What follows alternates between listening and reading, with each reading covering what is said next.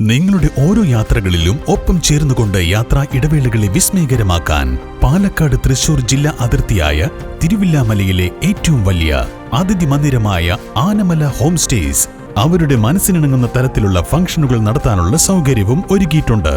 Anamala home സ്റ്റേസിന്റെ ഭാഗമാവാം. Anamalas home stay. മൂന്നാം റൗണ്ട് പ്രചരണം കഴിഞ്ഞ് നാലാം തവണ പ്രചരണത്തിനിറങ്ങുമ്പോൾ വലിയ പ്രതീക്ഷയിലാണ് 35-ാം വാർഡിലെ സ്വതന്ത്ര മുന്നണി സ്ഥാനാർത്ഥി SR പ്രകാശൻ. 3 റൗണ്ട് പ്രചരണം കഴിഞ്ഞ നാലാം തവണ പ്രചരണത്തിനിറങ്ങുമ്പോൾ വലിയ പ്രതീക്ഷയിലാണ് 35-ാം വാർഡിലെ സ്വതന്ത്ര മുന്നണി സ്ഥാനാർത്ഥി SR പ്രകാശൻ.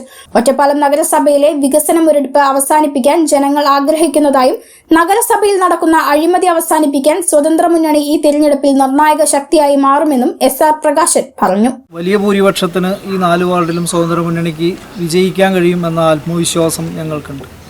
35-ാം വാർഡിൽ ഞങ്ങൾ 3 തവണ എല്ലാ വീടുകളിലും എത്തിക്കഴിഞ്ഞു. 4ാമത്തെ തവണയാണിപ്പോൾ ഗൃഹസന്ദർശനം നടത്തിക്കൊണ്ടിരിക്കുന്നത്. വലിയ പ്രതീക്ഷയാണ് ഞങ്ങൾക്കുള്ളത്.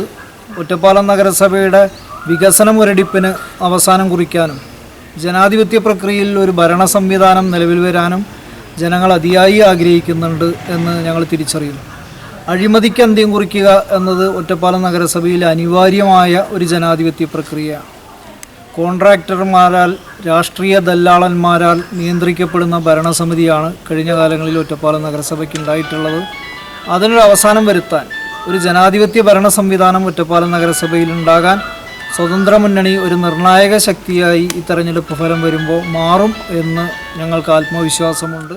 CPM വിജയിക്കാത്ത വാർഡുകളിൽ ജനങ്ങളുടെ പരാതികൾക്കും പ്രശ്നങ്ങൾക്കും കാരണം കൗൺസിലർമാരാണെന്ന് വരുത്തി തീർക്കുന്നതായും കള്ളങ്ങൾ പറയുമ്പോൾ ഒരു ദിവസം സത്യം പുറത്തുവരുമെന്നും അദ്ദേഹം പറഞ്ഞു. ഒറ്റപ്പാലം നഗരസഭയുടെ ഈ തെരഞ്ഞെടുപ്പ് നടക്കുന്ന സമയത്ത് കഴിഞ്ഞ കാലങ്ങളിൽ ഭരണനിർവഹണം നടത്തിയിരുന്നവർ ഒറ്റപ്പാലം നഗരസഭയുടെ ഭരണ സംവിധാനത്തിൻ്റെ രാഷ്ട്രീയ നേതൃത്വം അവർ വിജയിക്കാത്ത വാർഡുകളിൽ ജനങ്ങൾക്കുള്ള പരാതികൾക്കും പ്രശ്നങ്ങൾക്കും കാരണക്കാർ അതത് വാർഡിലെ കൗൺസിലർമാർ ആണെന്നും എന്നാൽ ഒറ്റപ്പാലം നഗരസഭയിൽ അത്ഭുതകരമായ വികസന പ്രക്രിയയാണ് തങ്ങൾ നടത്തിയത് എന്നും അവകാശപ്പെടുകയാണ്. തികഞ്ഞ ഒരു വൈരുദ്ധ്യവും ഒപ്പം തന്നെ ഒരു പച്ചയായ കള്ളം പറയുമ്പോൾ അത് ഏതെങ്കിലും രൂപത്തിൽ പുറത്തു വരും എന്ന് നാം തിരിച്ചറിയേണ്ടതുണ്ട്. മാനവനഗറിലെ വെള്ളക്കെട്ട് പരിഹരിക്കാൻ കൗൺസിലർ ഇടപെടൽ നടത്തിയിട്ടുണ്ടെന്നും അതിനുള്ള ഫണ്ട് വകയിരുത്തിയിട്ടുള്ളതായും പ്രകാശൻ പറഞ്ഞു. ഇപ്പോൾ വാർഡ് 35-ൽ മാനവനഗർ പ്രദേശത്തുള്ള വെള്ളക്കെട്ടിന് ഉത്തരവാദി ഈ വാർഡിനെ പ്രതിനിധാനം ചെയ്യുന്ന സതീദേവിയാണ് എന്ന് പറയുമ്പോൾ ഈ നാട്ടിലെ ജനങ്ങളത് വിശ്വസിക്കില്ല. കാരണം സതീദേവിയല്ല ഒറ്റപ്പാലം നഗരസഭയുടെ ചെയർപേഴ്സൺ ആയിരുന്നത്. ശ്രീമതി ജാനകി ദേവിയായിരുന്നു ഒറ്റപ്പാലം നഗരസഭയുടെ ചെയർപേഴ്സൺ. ഒറ്റപ്പാലം നഗരസഭയുടെ കഴിഞ്ഞ കാലത്തുള്ള 36 വാർഡിലും വികസന പ്രവർത്തനങ്ങൾക്ക് നേതൃത്വം കൊടുത്തവർ അവകാശപ്പെട്ടത് അത്ഭുതകരമായ മുന്നേറ്റമാണ് ഉണ്ടായത് എന്നാണ്.